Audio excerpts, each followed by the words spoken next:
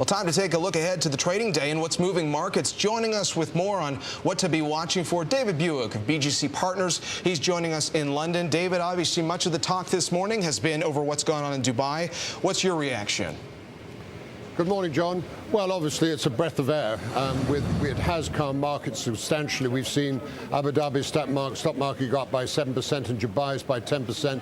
And what's interesting, the credit default swap spreads for the insurance, those spreads have come down from around 535, 550 to 400, 420.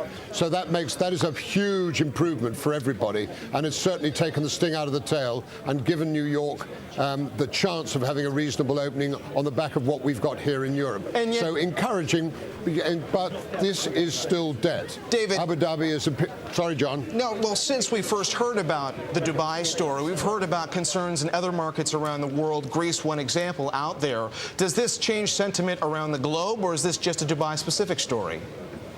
I think this is a parochial story in the Middle East, a very important one, but it has calmed nerves. But we are going to find, because every major country in the world has got serious budget deficit issues, whether it's the United States, the United Kingdom, it's just a question of how strong those economies are and how quickly they can recover. Fortunately, in the case of the United States, it looks like it's recovering quite strongly. Well, but there are going to be issues going forward. On that note, we obviously heard about the business sentiment in Japan today. Not exactly encouraging. No. We expected a much better tank end figure as regards manufacturing output, but sentiment is still quite soft, and the recovery is still going to take some time to come. Initially, obviously, the Japanese market, the Nikkei, came down, as did the Hang Seng in Hong Kong. It recovered some poise towards the end because of the news on Dubai, but people were, frankly, a little bit disappointed. Let's talk a little bit about what's happening company-specific. We heard from Cadbury speaking up about this Kraft offer, suggesting it can go it alone. Well, I'm not sure about that, but certainly Roger Carr and Todd Stitzer, the chairman and chief executive officer of Cadbury's, have done a tremendous defensive job. They've repudiated Kraft's overtures, dismissed them with the contempt that they believe they deserve, saying it wholly inadequate. Obviously, there have been some cozy conversations going on with Hershey, but whether Hershey can actually stump up the funds, well, that remains to be seen.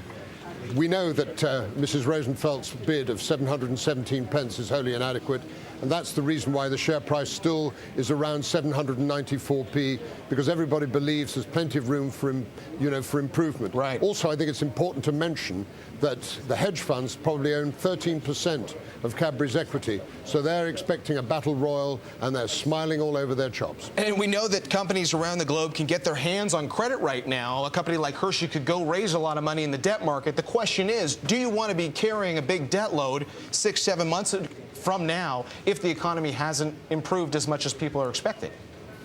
No, but what Todd Stitzer did say, that he felt that margins could be improved by as much as 16 to 18%. And that would be very, very encouraging if that is the fact. But I still think Kraft has got the ace in the hole to play. All right, David, thank you for your thoughts on the Dubai story, the Cadbury story, and more. We're going to